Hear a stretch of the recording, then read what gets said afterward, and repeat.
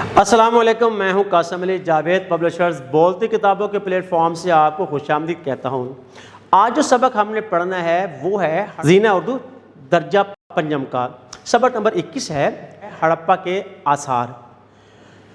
کوئی بھی ملک یا کوئی بھی قوم جو ہے وہ ایک دم سے جو ہے ترقی یافتہ قوم نہیں بن جاتی۔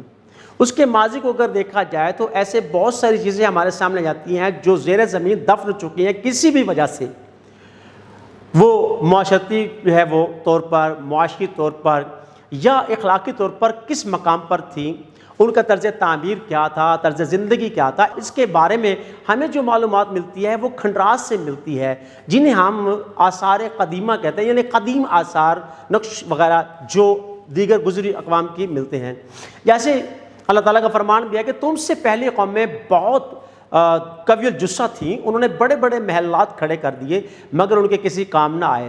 ہم کلام مجید فرقان حمید کا جو ہے وہ جب بھی تلاوت کرتے ہیں یا اس کا جو ہے وہ تراجم پڑھتے ہیں تو ہمیں ایسی بہت سے اقوام کے بارے میں، جیسے عاد و سمود اور قوم سبا کے بارے میں ہمیں بہت ساری معلومات ملتی ہیں کہ وہ ان قوموں نے بڑے بڑے جو ہے محل بھی بنائے تھے، پہاڑوں کے اندر رہنا شروع کر دیا تھا۔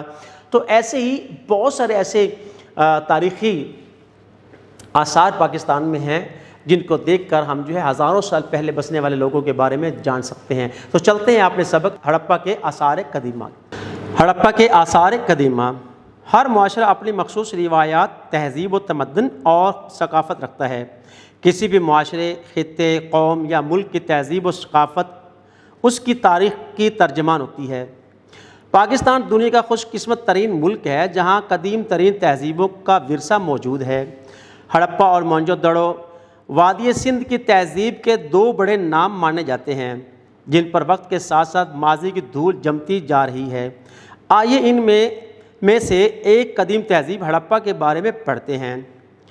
ہڑپا کو ہڑپا کیوں کہا جاتا ہے؟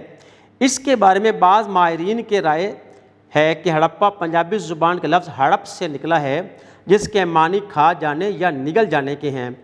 جب اس قدیم شہر پر تباہی آئی تو مقامی لوگوں نے اسے ہڑپ کہنا شروع کر دیا جو بعد میں ہڑپا کہلانے لگا۔ ہڑپا کے کھنڈرات ساہیوال سے 25 کلومیٹر دور جنوب مغرب میں واقع ہیں۔ ہڑپا کے قدیم کھنڈرات کا ایک حصے پر ہڑپا گاؤں آباد ہے۔ اس گاؤں کی بہت سی عمارات اور دیگر تعمیرات ہزاروں سال قدیم ہڑپا شہر سے حاصل کردہ پکی اینٹوں سے ہی تعمیر کی گئی ہیں۔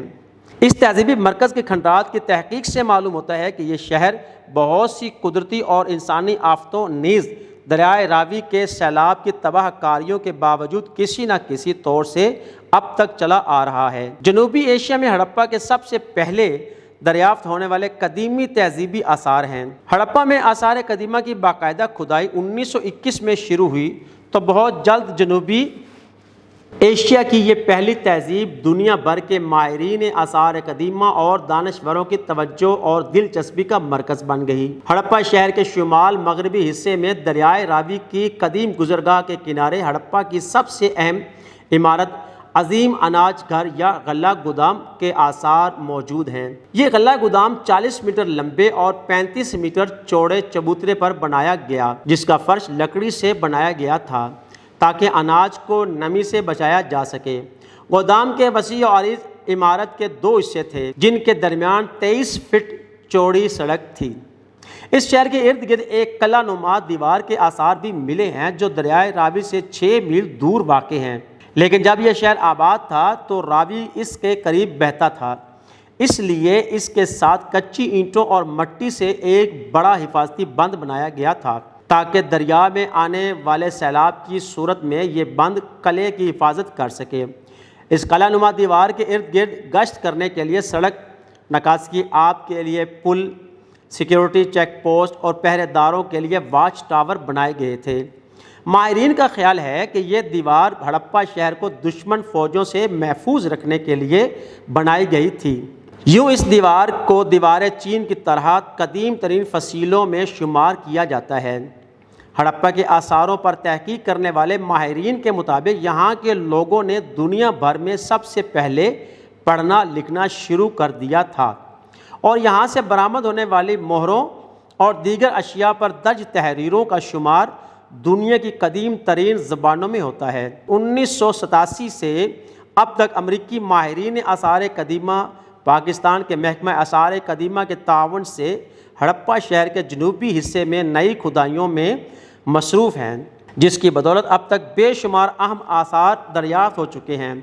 ہڑپا کا کل رقبہ 150 ایکڑ ہے، جس میں کھنڈرات تقریباً 76 ایکڑ رقبے پر پھیلے ہوئے ہیں۔ پرانی تہذیب کا یہ خوبصورت شہر باقاعدہ منصوبہ بندی کے تحت تعمیر کیا گیا تھا۔ ہڑپا 3 مرتبہ تباہ ہوا کیونکہ زمین کے نیچے سے جو مکان برآمد ہوئے ہیں وہ ایک ہی بنیاد پر 3 مرتبہ تعمیر کیے گئے تھے۔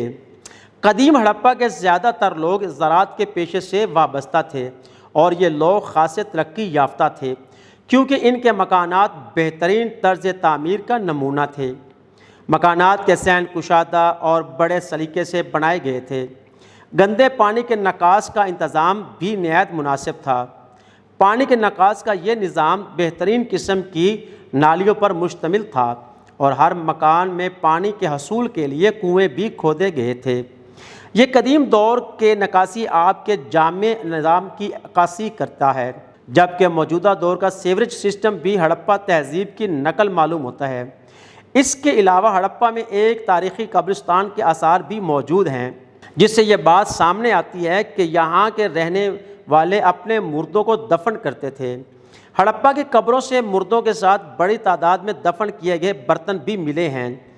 مردوں کو باقاعدہ برتنوں اور ذاتی اشیاء کے ساتھ دفن کیا جاتا تھا۔